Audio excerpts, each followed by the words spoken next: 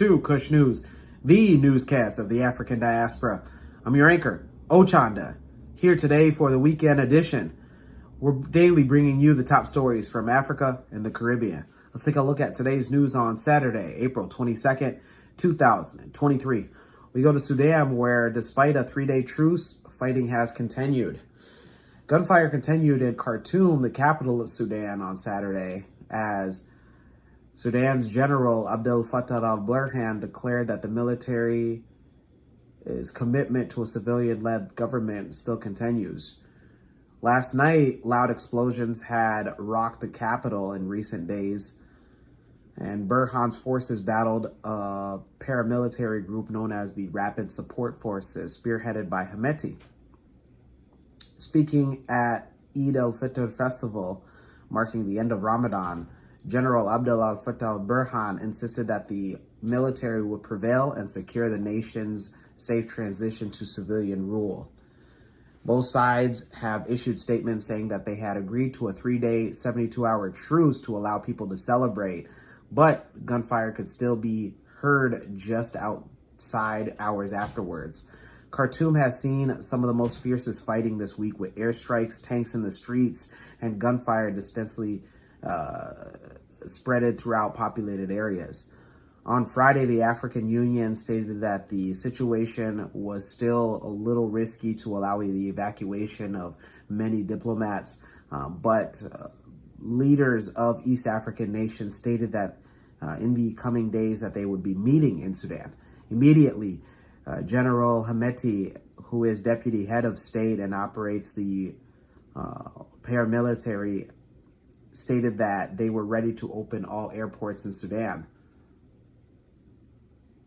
Those in Sudan, let us know how you feel, and again, happy Eid.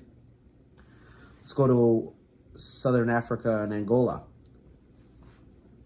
In Luanda, at least 54 people have been killed and 450 injured as a result of heavy rains that hit various parts of the country.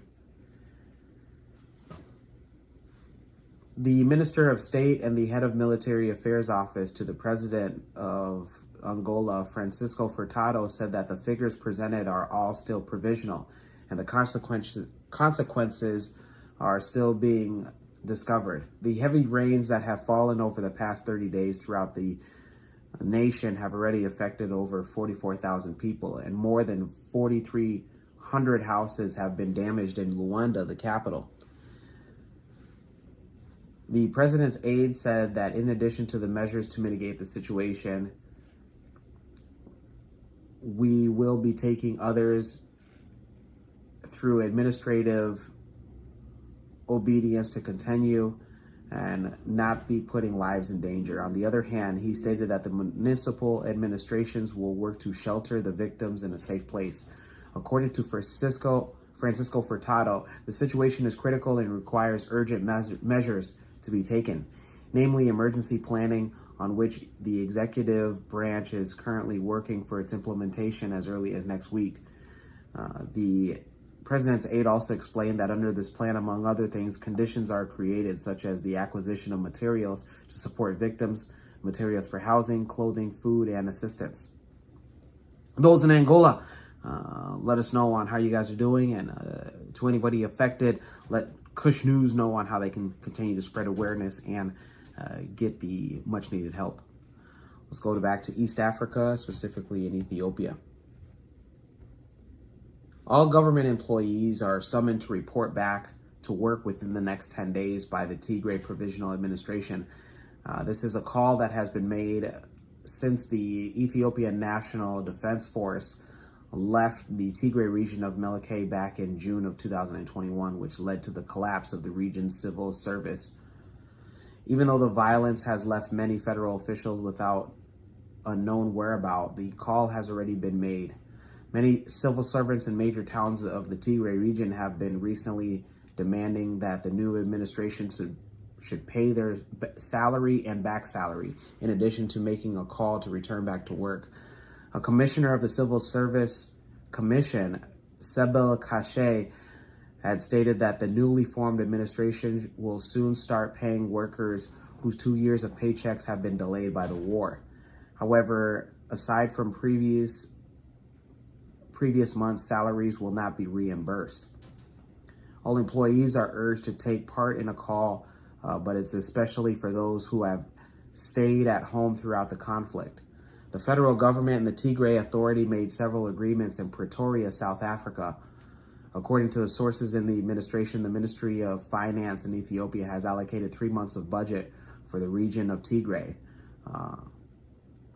Following the release of the budget, the state Minister of Finance and other government representatives traveled to the Tigray region back on April 10th of this month to talk about the budgetary allocation of the region's reconstruction and other initiatives.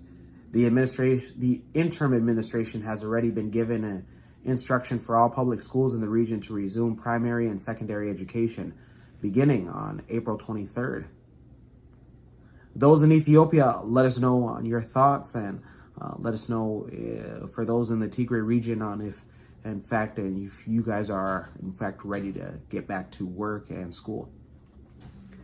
We end today's weekend edition with the African proverb of the day, and it comes to us from Sierra Leone.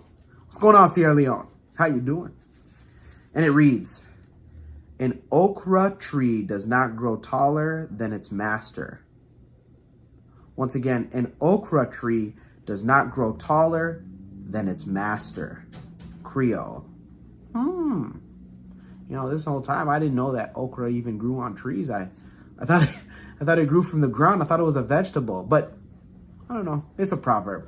Let me know your interpretation of the African proverb of the day, as well as your views, questions, comments, and concerns on the top stories. Don't forget to like, subscribe, and hit that notification bell for today and any other time that we upload content. For Kush News on Kush Convos TV, I'm Ochanda for the weekend edition. We'll see you soon.